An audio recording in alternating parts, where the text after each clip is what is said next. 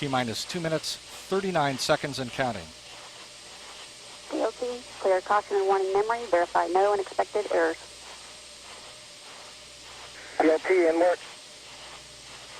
And the gaseous oxygen vent hood, or beanie cap, is being retracted away from the top of the external tank. T-minus 2 minutes, 20 seconds and counting.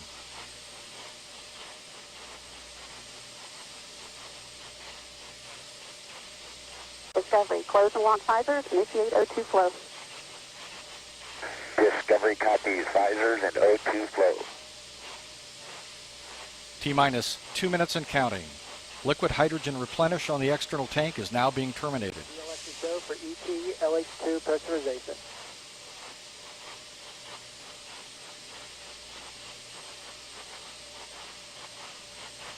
T-minus 1 minute, 44 seconds and counting. All systems are go.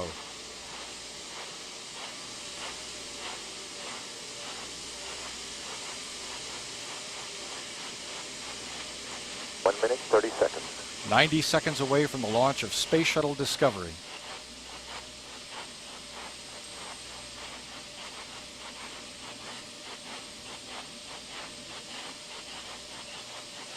T-minus 1 minute, 15 seconds and counting.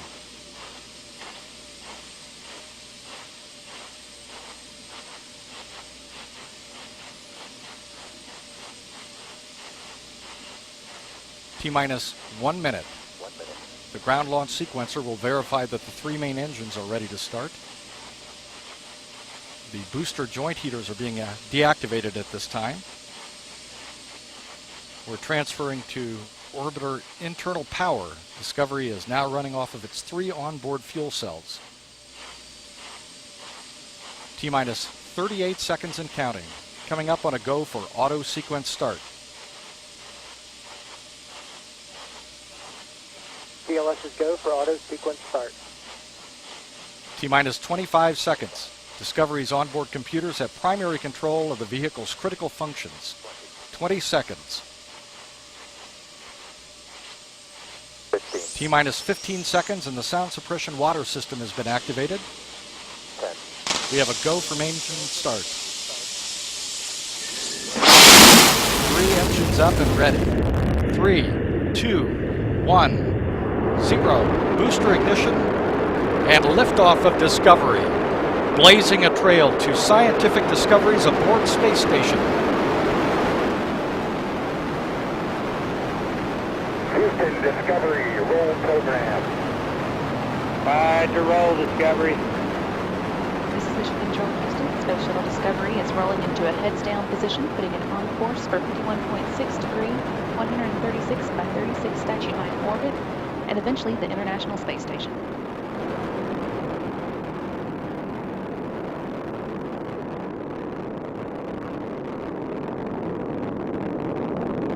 Discovery's 3 liquid-fueled main engines are now throttling down to reduce stress on the shuttle as it travels through the area of maximum dynamic pressure.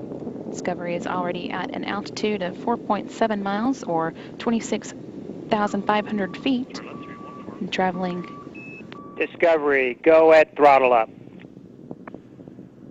Roger, go at throttle up.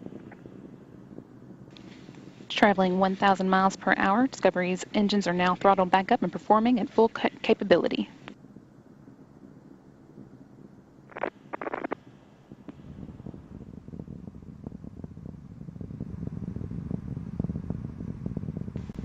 At liftoff, the shuttle weighed more than 4.5 million pounds, and now 1 minute and 27 seconds into the flight, the main engines and solid rocket boosters have reduced that weight by about half.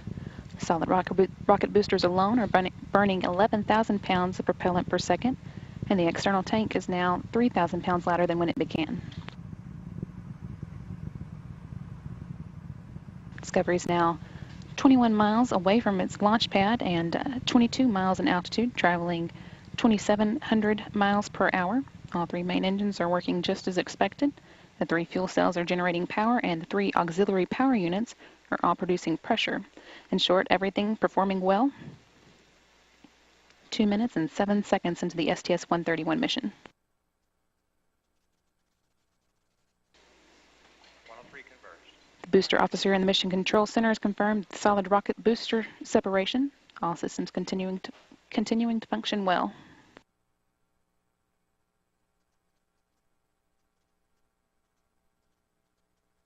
Two orbital maneuvering system engines on Discovery's tail are now firing as well, providing the shuttle an extra boost into orbit. The engine burn will last 1 minute and 44 seconds. Discovery, 2-engine TAL. Discovery copies, 2-engine TAL.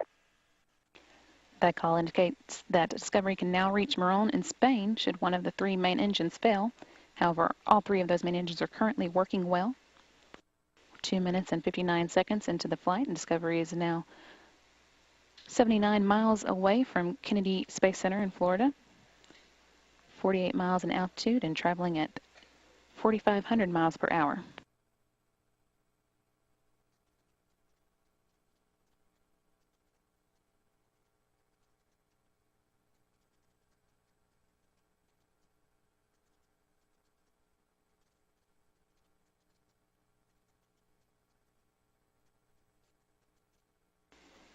Space Shuttle Discovery also seeing the first of many sunrises of the STS-131 mission.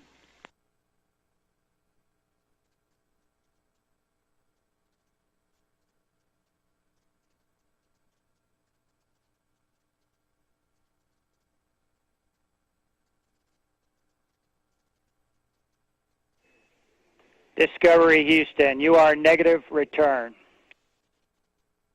Discovery copies, negative return. Discovery is now flying too high and too fast to return to the Kennedy Space Center in the event of an engine failure. That's not currently a problem, however, as all engines are continuing to perform as expected.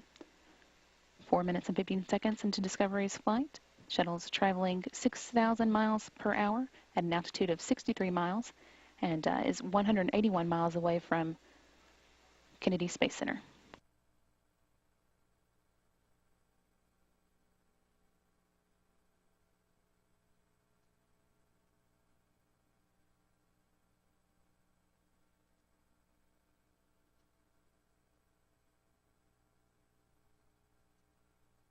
Environmental Systems Officer here in Mission Controls confirmed that the flash evaporator system has been activated to provide cooling to the shuttle system until the shuttle's cargo bay doors open and double as radiators.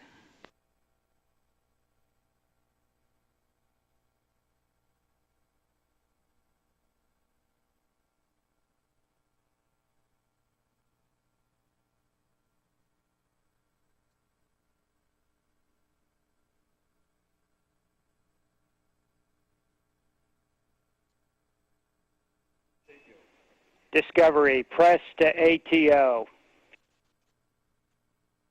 Discovery copies, press to ATO. Should two of the shuttle's three main engines fail after this point, it can still reach a safe, though lower than planned orbit, as that call from Capcom Rick Sturko indicated. Discovery is now 5 minutes and 42 seconds into its flight. Engine, Ops 3. Discovery, single engine Ops 3. 67 miles in altitude and 351 miles away from Kennedy Space Center. Discovery could still make it across the Atlantic for an abort landing, even if two of the three main engines failed at this point. All engines are performing well. Discovery, single engine Zaragoza. Discovery copies, single engine Zaragoza.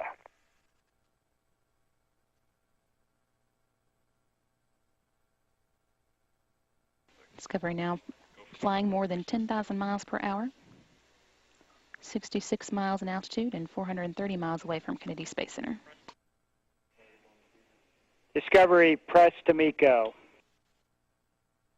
Discovery copies, press to MECO. And that call indicates that Discovery can reach its planned orbit of 136 by 36 statute miles, even if one of the engines fails. All three engines are still working well, as are the auxiliary power units and the 3 fuel cells.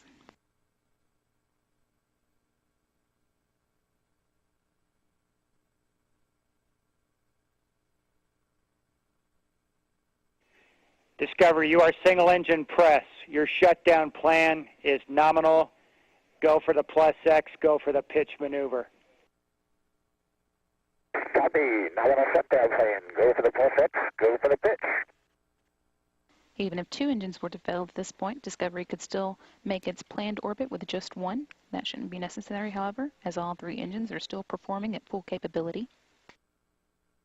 Also, Capcom Rick Starkow there letting Commander Alan Poindexter know that Discovery will cut off its 3 main engines as planned, and that he has the go-ahead then to pitch Discovery up to allow for photos of the external tank to be taken after its separation.